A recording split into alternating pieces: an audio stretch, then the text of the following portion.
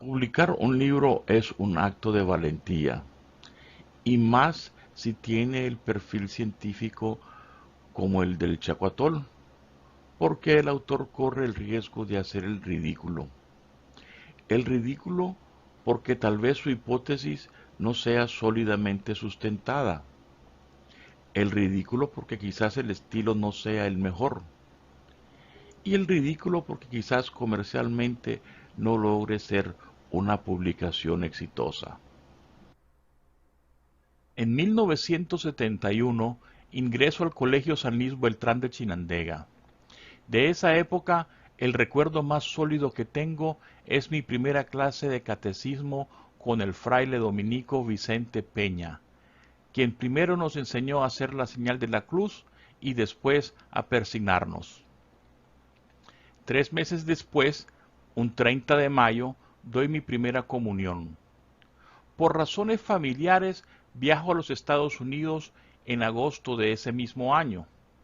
Muchas cosas me impresionaron de ese viaje, pero entre todas las maravillas que vi, la que más me impresionó fue la del Museo Field de Historia Natural de Chicago. En ese museo veo por primera vez los vestigios de seres extraordinarios que tenían millones de años de antigüedad. Por primera vez alguien me explica lo que es conocido como el Big Bang. Por primera vez escucho la palabra evolución.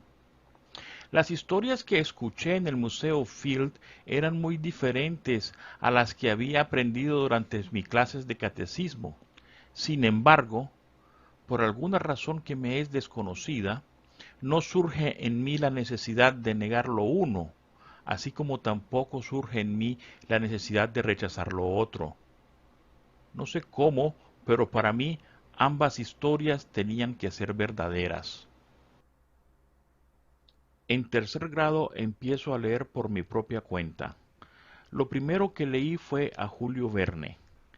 Los grabados al inicio de cada capítulo me intrigaron lo suficiente como para curiosear los textos. Después leí la primera historieta que se vendió en librería funcional, la librería de mis padres, que por casualidad resultó ser la historia de Quetzalcóatl, en forma de un paquín. Fascinado por la historia de la serpiente emplumada, decidí leer el Popol Vuh. Fue así que, gracias a la vuelta al mundo en 80 días, a la leyenda de Quetzalcóatl y al Popol Vuh, que descubrí de la existencia de otros credos religiosos diferente al credo católico. En cuarto grado empiezo a leer Paquines. No sé cómo sea ahora, pero en los años 70 era muy común encontrar en los servicios higiénicos de las casas todo tipo de penecas para distraerse mientras uno hacía uso del trono de porcelana. En sexto grado o primer año de secundaria, leí un paquín de fantomas que tuvo insospechadas consecuencias en mí.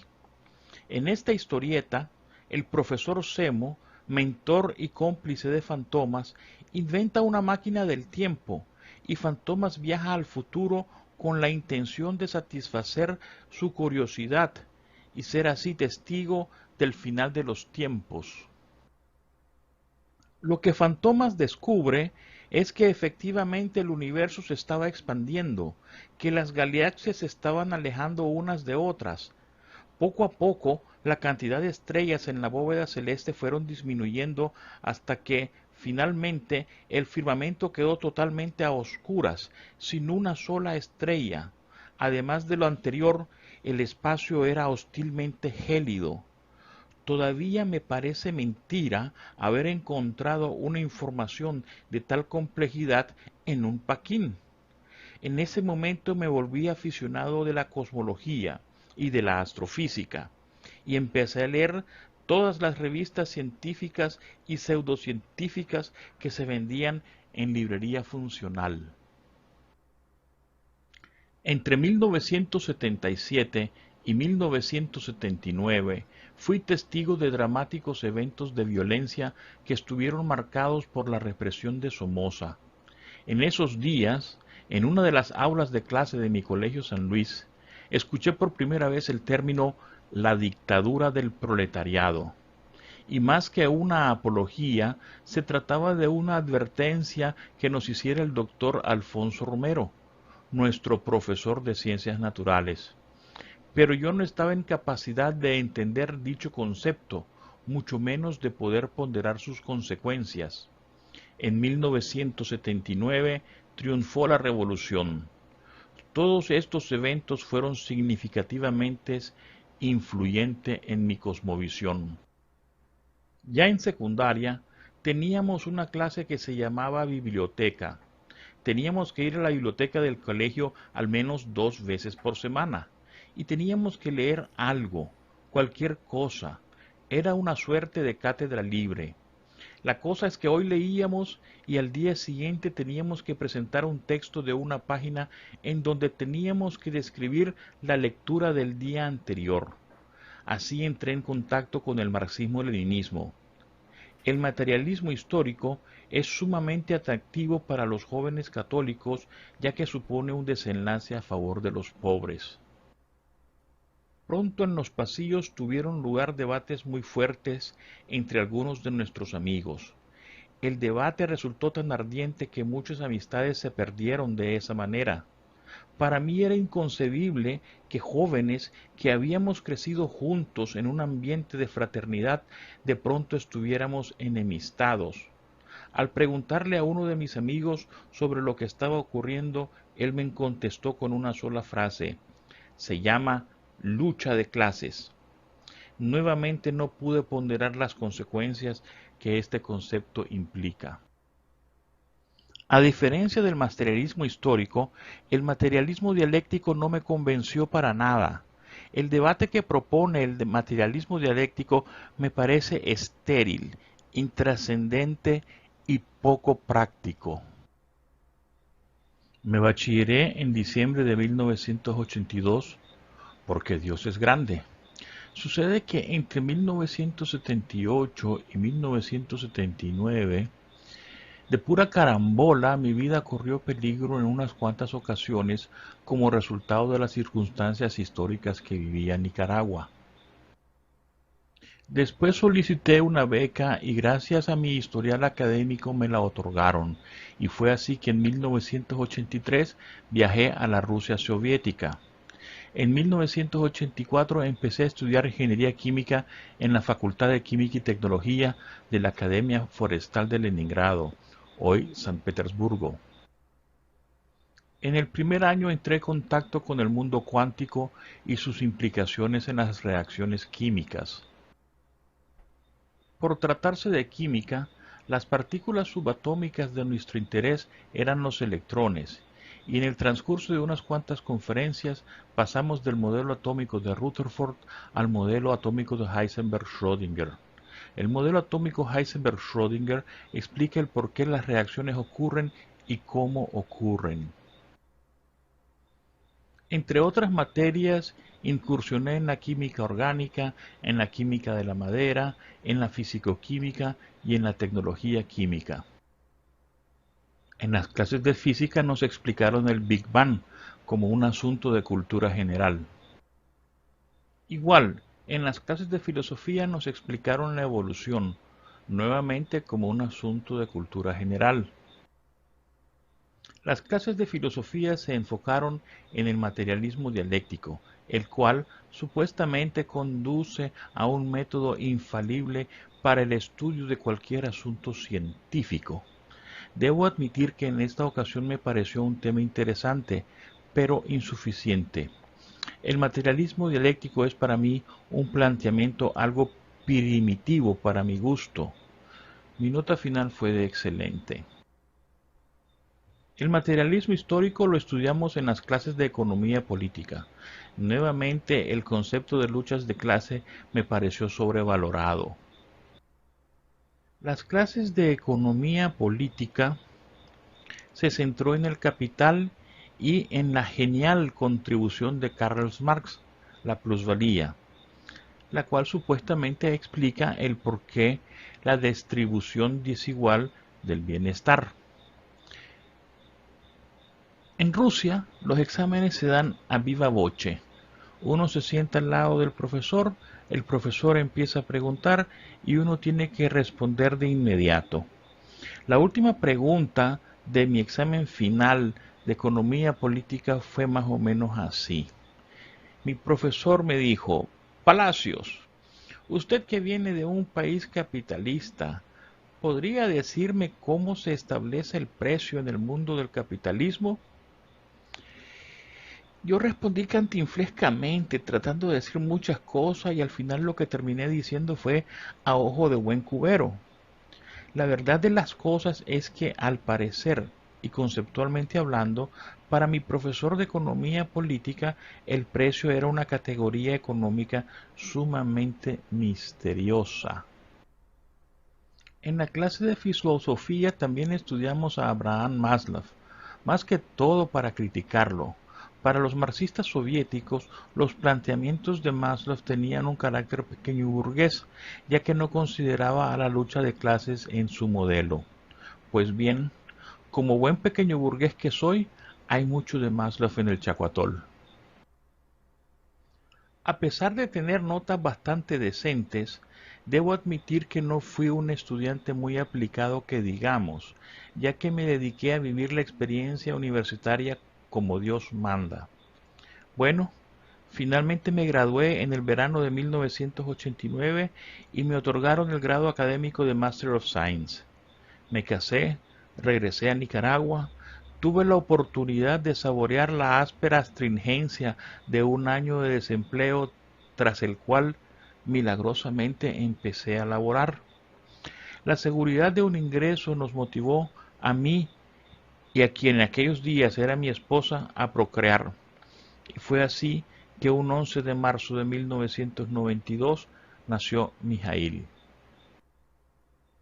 Los vientos del destino me llevaron a Incae. Una enorme cantidad de fascinante información estuvo a mi disposición. Supe de la existencia de Keynes, de Friedman. Por ser ya un hombre formal, un hombre de familia, en esta ocasión sí tomé mis estudios mucho más en serio. Pero lo más importante es que en Incae caí bajo la influencia del método socrático, algo sobre lo cual hablaré más adelante. Me gradué con distinción y me otorgaron el grado académico de Máster en Administración de Empresas. A pesar de habernos divorciado, tratamos de educar a Mijail de la mejor manera posible y, con la ayuda de mi mamá, le inculcamos valores católicos. Estudió y se bachilleró en un colegio católico. Ingresó a una universidad católica y ahí fue donde algunas cosas relacionadas con su formación se complicaron. Mi hijo se topó con un grupo de fanáticos religiosos que negaban la evidencia cosmológica y evolutiva y que se hacen llamar creacionistas. Mijail vino a mí algo molesto, reclamándome, pidiéndome explicaciones y al mismo tiempo buscando respuestas. A pesar de todo lo estudiado, a pesar de mi cosmovisión católica, debo admitir que no contaba con un punto de apoyo doctrinal que me permitiera darle una respuesta seria, madura y contundente. Entonces opté por callar. Pero este punto de apoyo doctrinal lo encontré unos 5 años después, en el 2015, durante el bautizo de mi sobrino John Alexander, el cual tuvo lugar en la Catedral del Sagrado Corazón, en Houston. Sucede que la ceremonia se retrasó y nos hicieron esperar en el vestíbulo, en donde había un biombo, del cual pendían una enorme cantidad de folletos. Yo empecé a recorrer el biombo leyendo los títulos de los folletos. No esperaba encontrar nada que me llamara la atención, nada que me interesara, pero me equivoqué, porque encontré este folleto. Después de hojearlo, me llevé una enorme sorpresa en el párrafo número 3, que dice así: Los católicos tienen la libertad de creer que la creación tomó unos pocos días o un período mucho más largo, según como vean la evidencia y sujeto a cualquier juicio futuro de la Iglesia. Encíclica Humani Generis de Pío XII de 1950, párrafo 36-37. No tienen por qué ser hostiles a la cosmología moderna. El Catecismo de la Iglesia Católica afirma: muchos estudios científicos han enriquecido espléndidamente nuestro conocimiento de la edad y las dimensiones del cosmos, el desarrollo de las formas de vida y la aparición del hombre. Estos estudios nos invitan a una admiración aún mayor por la grandeza del Creador. Catecismo de la Iglesia Católica, párrafo 283. Sin embargo, lo mejor estaba al final. Nihil obstat. Nihil obstat significa que nada se interponga. He concluido que los materiales presentados en este trabajo están libres de errores doctrinales o morales. Bernardin Carn, Serson Librorum, 10 de agosto del 2004. Imprimatur. De acuerdo con el Catecismo de la Iglesia Católica de 1983, párrafo 827, se otorga permiso para publicar este trabajo. Robert Brom, obispo de San Diego, 10 de agosto del 2004. ¿Qué significa todo esto? Significa que este folleto viene con la bendición de la Inquisición. Sin embargo, para mí, las evidencias cosmológicas me indican que la creación tomó tan solo una muy pequeña, pero muy pequeñísima fracción de segundos. Esta es la fracción de segundo más pequeña que hasta la fecha la ciencia ha logrado ponderar. Es un número que no me atrevo a pronunciar. Pues bien, la creación duró mucho menos que ese impronunciable número. Los cálculos de los físicos teóricos como Stephen Hawking son contundentes, y existe un consenso en la comunidad científica de que antes del Big Bang no existía nada, ni espacio, ni tiempo, ni materia. En ese brevísimo lapso de tiempo, de la nada surgió el espacio, toda la materia del universo, y con ella las leyes de la física y la química, de la genética y la selección natural. Después de leerle el párrafo a mi mamá, le planteé mi percepción de la creación y le pregunté: ¿qué Dios es más poderoso? ¿El que creó el mundo en 6 días o el que lo creó en una fracción de segundo? Ella me dijo: los dos son igual de poderosos. Una respuesta sencillamente genial. Observemos este diagrama. Alguien toma una piedra y la deja caer desde el carajo del barco. Según la relatividad de Galileo, las leyes de la física son las mismas, independientemente del sistema inercial. Es por eso que, sin importar si el barco está anclado o navegando, la piedra siempre caerá al pie del mástil. No sé si el Papa Pío XII leyó a Einstein, y si lo hizo, no sé si lo comprendió, pero la solución que le dio al problema Génesis-cosmología es idéntica a la solución de Einstein a la paradoja del tren. Este es un tren que se mueve de izquierda a derecha. Sobre el tren va un pasajero y afuera está otra persona. Justo en el instante en que ambas personas están frente la una a la otra, caen 2 rayos. El pasajero que está dentro del tren ve que cae primero el de adelante y después el de atrás. El pasajero que está fuera del tren ve que los dos caen al mismo tiempo. Entonces Einstein se pregunta: ¿cuál de los dos tiene la razón? La respuesta que dio Einstein es la siguiente: los dos tienen la razón. porque los dos viven en realidades diferentes, los dos viven en sistemas inerciales diferentes, y por esa razón los dos tienen la razón. Sigamos usando el tren de Einstein para realizar el siguiente ejercicio. En este primer caso, el tren es la pusilánime ignorancia de los fundamentalistas religiosos que toman el Génesis de manera literal y desconocen las evidencias cosmológicas y paleontológicas. En este segundo caso, el tren es la petulante egolatría materialistas de aquellos que creen saber mucho, aunque no entiendan ni juco de lo que creen saber. En el tercer caso, el señor que está fuera del tren es el Papa Pío XII, que nos dice que el contenido es el mismo, aunque la forma en que está escrita la historia difiera. Según Einstein, los tres tienen la razón. Pero, a pesar de la relatividad de Einstein, de la incertidumbre de Heisenberg, de las realidades virtuales de Feynman, ustedes y yo vivimos en un mundo que se rige por la relatividad de Galileo.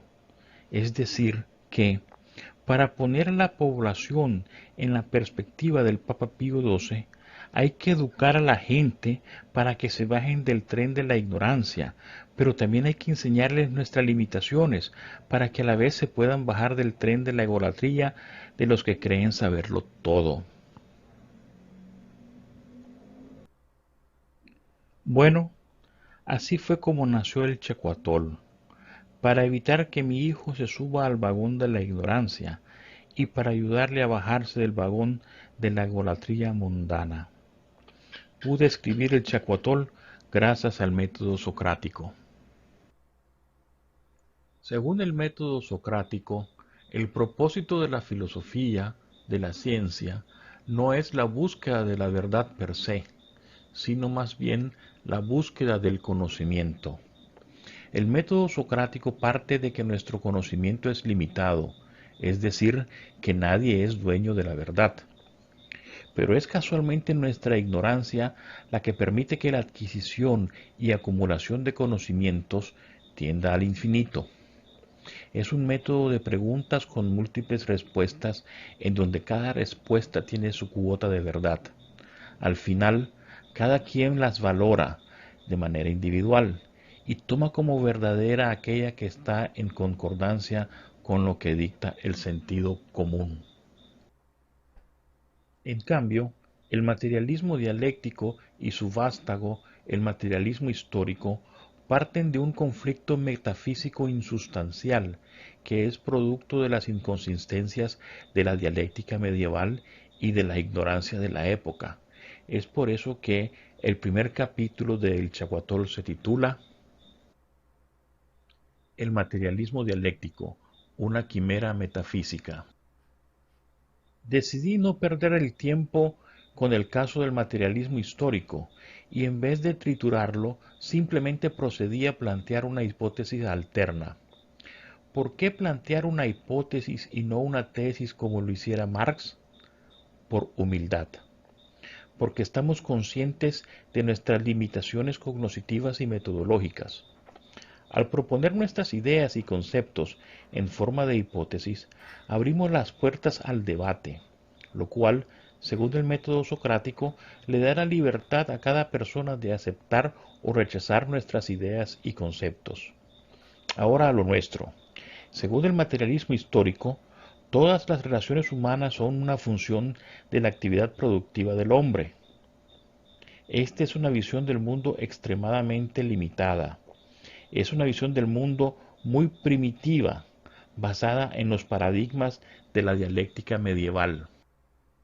Nuestra hipótesis: todas las relaciones y actividades humanas, incluyendo la producción, son una función de la selección natural.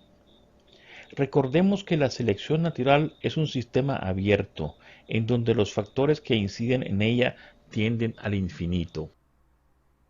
La selección natural es un fenómeno muy complejo que se disimula de las maneras más insospechadas, El objetivo de la selección natural es el de transmitir la información genética de una generación a otra, pero la selección natural se rige de acuerdo a mecanismos que van más allá de nuestra humana comprensión. Son los dados que lanza Papachú en cada fracción de segundo. Los dados de la selección natural tienen 6 caras. 5 de ellas permite a los individuos transmitir su información genética, mientras que la restante se los impide hacerlo. Es decir que no todos los individuos están destinados a procrear. Por ejemplo, el apéndice. Hasta donde es de mi conocimiento, el apéndice no tiene una función fisiológica. Ahora bien, un 5% de la población padecerá de apendicitis. El 50% de estos la padecerá antes de los 18 años. Eso quiere decir que hasta hace unos 100 años, el 2.5% de la población de Homo sapiens no lograba transmitir su código genético porque morían de apendicitis antes de poder procrear. Yo sufrí de apendicitis a los 18 años.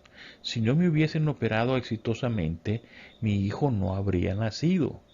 Quizás mi ex esposa habría procreado otro niño, pero este hipotético niño no tendría mi información genética.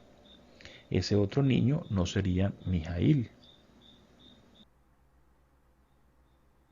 Igual es el caso del homosexualismo y lesbianismo. Este tipo de comportamiento sexual no es una enfermedad, ni nada del otro mundo. Simplemente es una de las formas en que se manifiesta la selección natural. Sucede que este tipo de inclinación sexual reduce sustancialmente las probabilidades de que estas personas puedan transmitir su código genético. En otras palabras, ha habido, hay y habrán homosexuales y lesbianas, porque, para bien o para mal, por razones que sólo le conciernen a la selección natural, estas personas no están destinadas a transmitir su información genética a la siguiente generación. Ahora procedo a definir lo que yo entiendo por selección natural. Selección natural es la capacidad de los individuos de identificar entre sí todo aquello que va a contribuir con la preservación de la especie, iniciando con la capacidad de reproducirse y con la capacidad de alimentarse ellos mismos y a su descendencia. El resto de la obra está destinada a fundamentar nuestra hipótesis. Ahora voy a plantear el problema que nos proponemos resolver en el Chacuatol. Para ello recurriremos a Sir Isaac Newton. Primero vamos a establecer un modelo conceptual, después lo vamos a derivar, es decir, vamos a descomponerlo tal y como Newton descompuso la luz blanca. Finalmente, lo vamos a integrar, tal y como Newton lo hiciera con su disco de colores que al girar se tornó de color blanco. Esta hoja de papel es un modelo del Homo sapiens, es un modelo basado en la relatividad de Galileo y en la mecánica de Newton. Es un mundo absoluto, no hay términos medio, es bueno o malo, verdadero o falso, blanco o negro.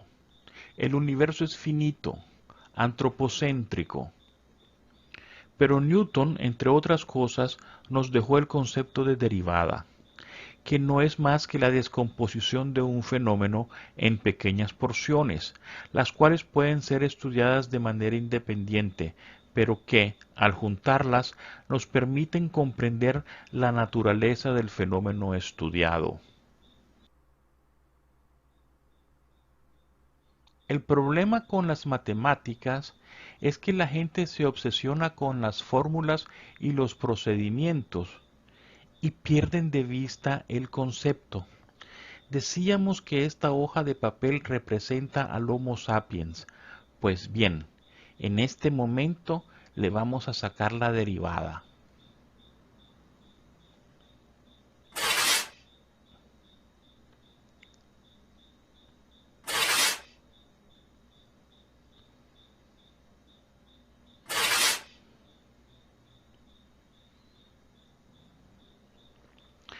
Cada trozo de papel es un pequeño componente del Homo sapiens.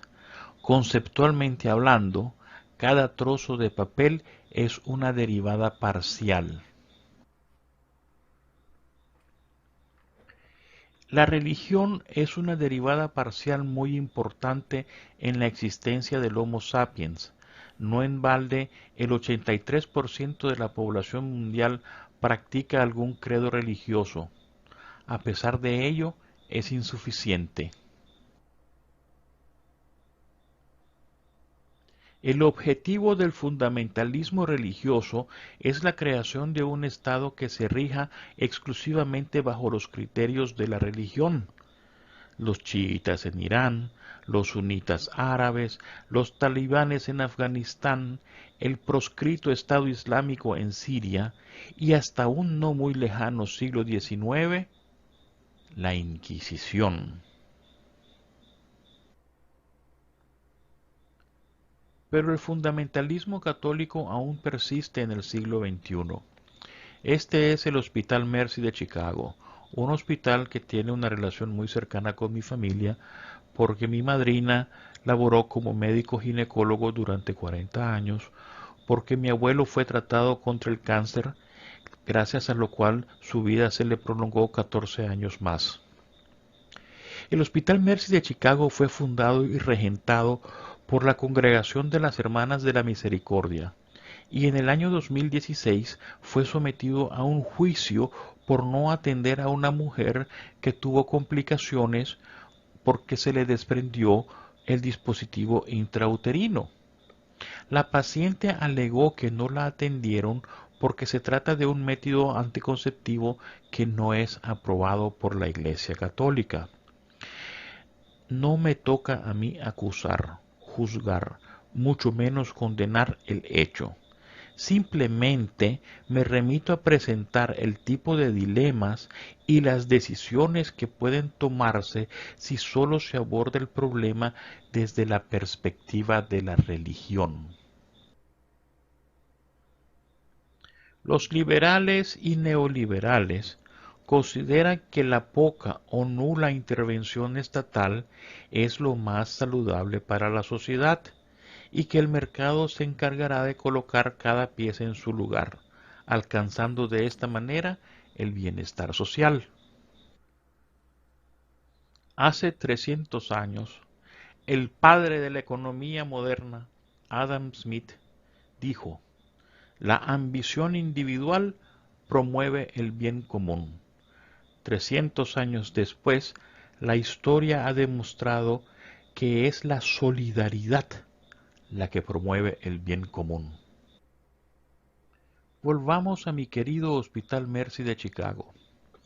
171 años después de estar atendiendo a los pobres y no asegurados, a los negros de Chicago, el hospital no podía continuar operando bajo la visión mercantilista del Medicare de los Estados Unidos, y la situación llegó a tal extremo que los donantes dijeron que la calidad tiene un límite.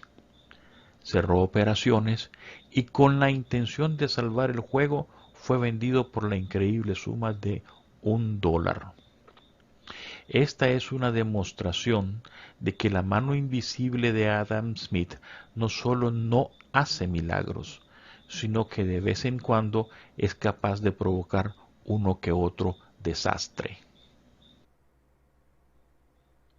Los marxistas quieren explicar todo a través de las relaciones de producción, y según ellos, la lucha de clases es el motor de la historia, y la definición de plusvalía el genial logro de Marx. Es el mismo caso de Adam Smith, solo que a mi parecer aún mucho menos coherente que el primero. Según ellos, La propiedad comunitaria resolvería el problema de la injusta distribución del bienestar. Según los marxistas ortodoxos, los bolcheviques, el cambio solo se puede lograr a través de la revolución, la cual tiene como único propósito establecer la dictadura del proletariado. Esta visión se cimentó durante los 10 días que duró la insurrección que pasó a la historia como la Commune de París. Sobre el socialismo bolchevique no hay mucho que decir. La historia ya se encargó de dar su veredicto. Pero si lo uno y lo otro no funciona, ¿cuál es la solución? ¿Qué rumbo debemos tomar? Bueno, la historia ha demostrado que no es el estrés social ni los conflictos los que producen los mejores resultados, sino que la cooperación. Sin embargo, no todo tipo de cooperación promueve el bien común. Es más, los modelos de desarrollo neoliberales han dejado mucho que desear y están muy lejos de que algún día sean exitosos. ¿Por qué?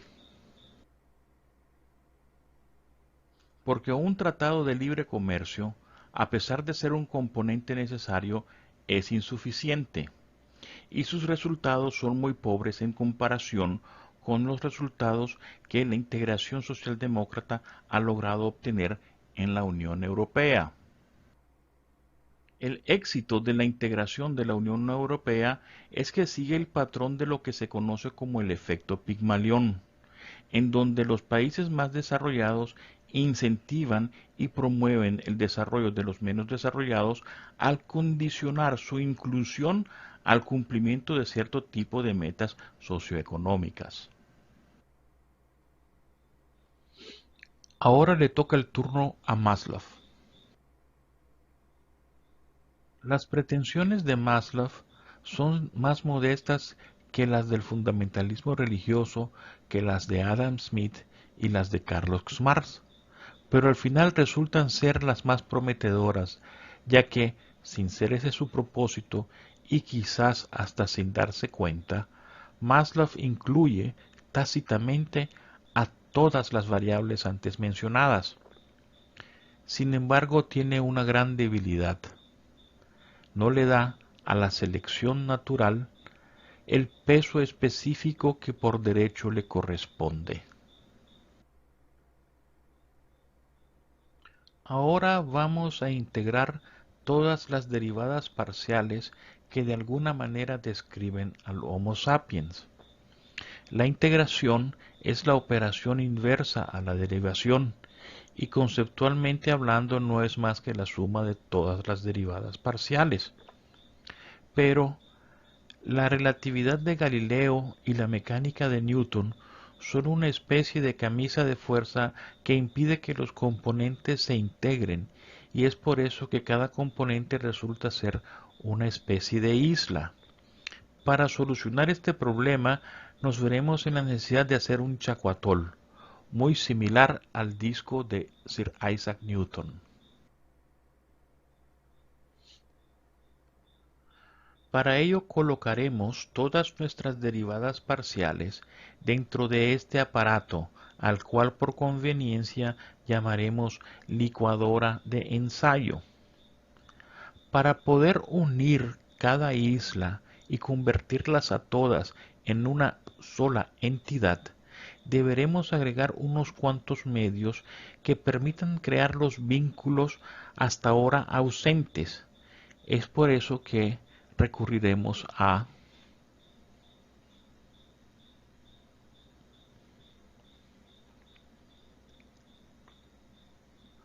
la selección natural de Darwin,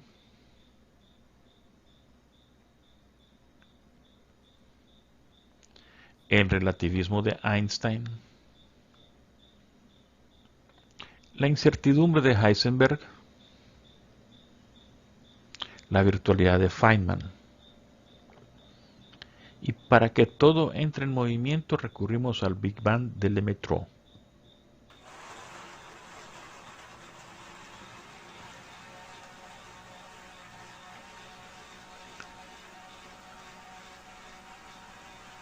Si pudiéramos ver un átomo a simple vista, se parecería mucho al chacuatol que está dentro de esta licuadora de ensayo, la cual también puede servir como un modelo de una galaxia o de un agujero negro.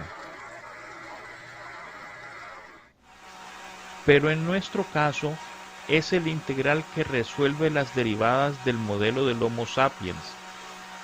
Es gracias a este modelo conceptual que logramos transformar el concepto de las jerarquías de las necesidades de Maslow en el concepto de las mezclas de las necesidades de Maslow, el cual funciona bajo los mismos principios del modelo atómico de Heisenberg.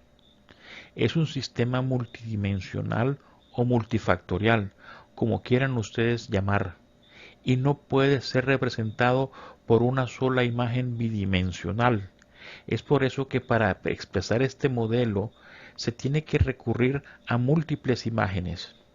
En el caso de las mezclas de las necesidades humanas, además tuve que recurrir al auxilio de pequeños textos. Gracias a ello, el concepto de la mezcla de las necesidades humanas luce así.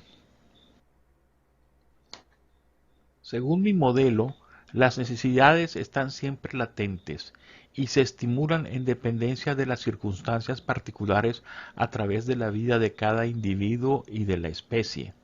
En algunas ocasiones tomaremos actitudes de refugio, en otras de aventura.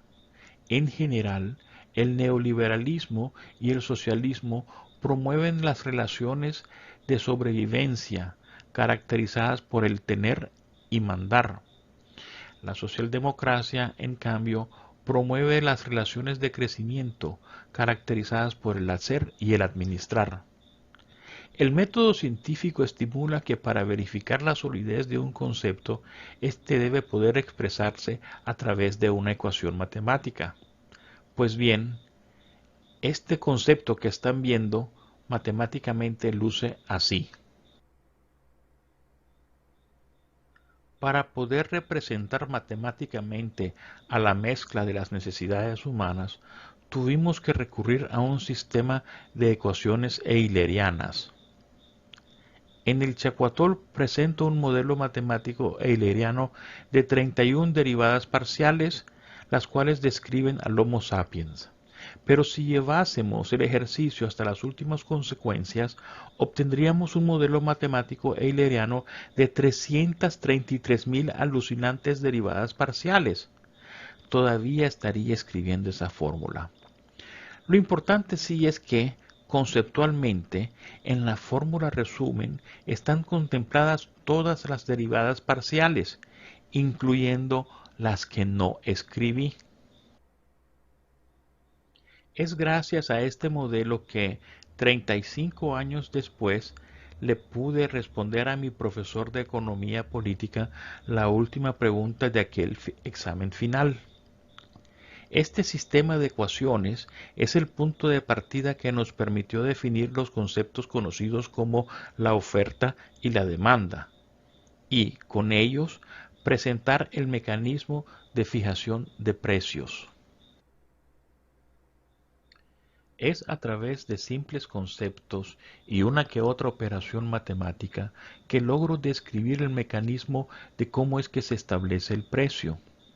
Fue entonces que comprendí por qué para mi profesor de economía política el precio resultaba ser una categoría económica sumamente intrigante.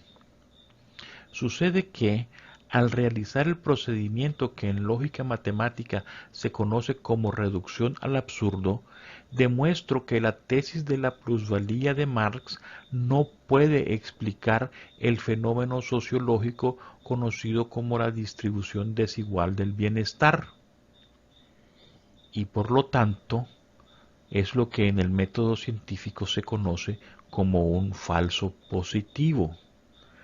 Pero entonces, ¿cuál es la causa de la distribución desigual del bienestar?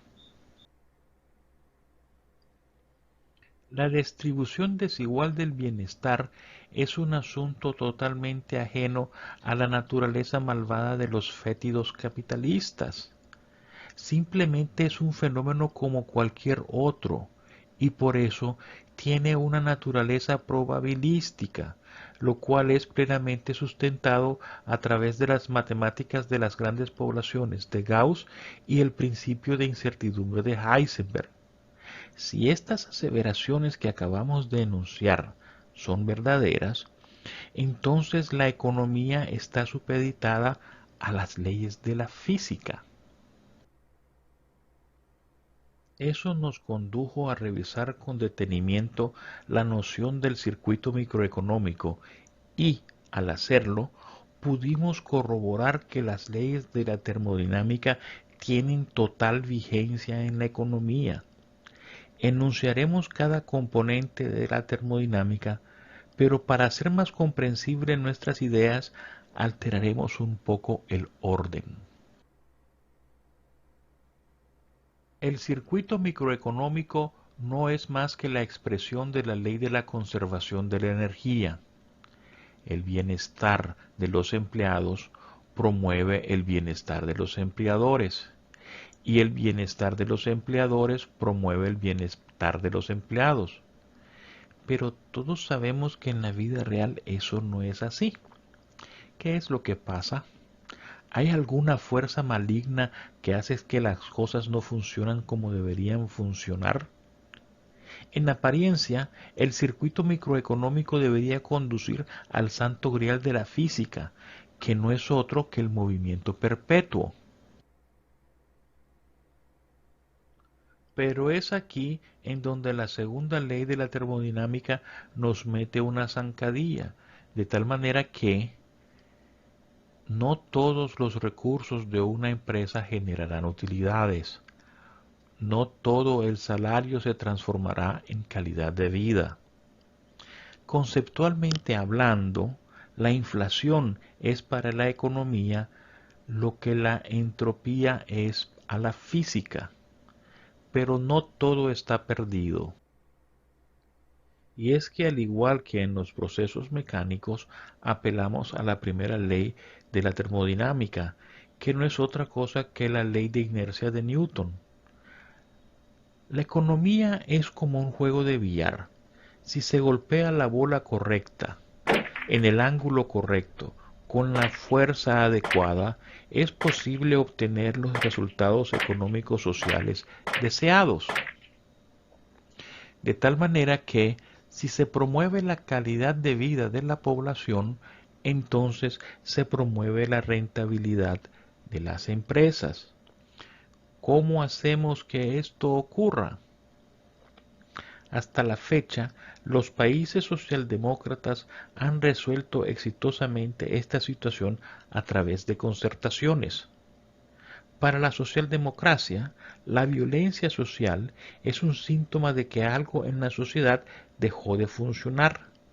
El cambio se puede lograr dentro del marco democrático a través de negociaciones y compromisos, y esto se puede apreciar en el índice de progreso social. Hasta la fecha, y a pesar de todas sus debilidades, el modelo de desarrollo socialdemócrata de la Unión Europea ha sido el más exitoso. Según la tercera ley de termodinámica, el equilibrio térmico siempre conducirá a una temperatura que, sin importar qué tan baja sea, siempre será mayor que cero. Eso en el circuito microeconómico se manifiesta de la siguiente manera. Mientras haya Homo sapiens, siempre habrá, alta o baja, algún tipo de calidad de vida que inevitablemente se transformará en ingreso para las empresas. En resumen, la rentabilidad de los empleados es proporcional a la rentabilidad de los empleadores. Si se promueve la calidad de vida de la población, entonces se promueve la rentabilidad de las empresas. No todos los recursos de una empresa generarán utilidades. no todo el salario se transformará en calidad de vida. Mientras haya Homo sapiens, siempre habrá algún tipo de calidad de vida que inevitablemente se transformará en ingreso para las empresas. Antes de concluir, quiero compartir algunas reflexiones. La ignorancia y el materialismo conducen a la esclavitud. La ignorancia y la religión conducen a la superstición. Los conocimientos y el materialismo conducen a la egolatría. Los conocimientos y el credo conducen a la ilustración. Hace 700 años, el fraile franciscano Wilhelm von Ockham desarrolló lo que hoy en Harvard, Yale, MIT e INCAE llaman la teoría de toma de decisiones. Para valorar mi hipótesis, quieran o no, todos ustedes, a su manera, harán uso de la famosa navaja de Ockham. Algunos lo harán de manera inconsciente, intuitiva, otros lo harán como resultado de un ejercicio racional. La navaja de Ockham es lo que se conoce como el principio de las entidades simples y consta de 4 componentes. El primero, el ejercicio racional en vez de la especulación metafísica. El liberalismo, el materialismo dialéctico e histórico son eso, especulaciones metafísicas producto de la limitada cosmovisión que tenían sus autores. Segundo, siempre debe de optarse por una explicación en términos del menor número posible de causas, factores o variables. Para ello hay que formular tales preguntas que nos permitan identificar y ponderar los factores críticos que inciden en un problema o fenómeno. Tercero, tratar de explicar lo desconocido en términos de lo que nos es conocido. Esta es la demostración de que el conflicto planteado por el materialismo dialéctico es ficticio, ya que Freiherr Occam hace 700 años claramente estipuló que las explicaciones de los asuntos terrenales deben provenir del mundo terrenal.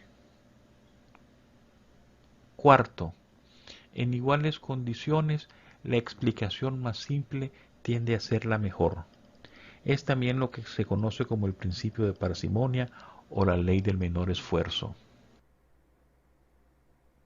Después de leer el Chacuatol y de acuerdo a las evidencias presentadas y apelando al sentido común, ustedes deberán decidir cuál de estas cosmovisiones le parece la menos complicada: el fundamentalismo religioso, el mercantilismo de Adam Smith, el Capital de Carlos Marx o el Chacuatol de Noé Palacios.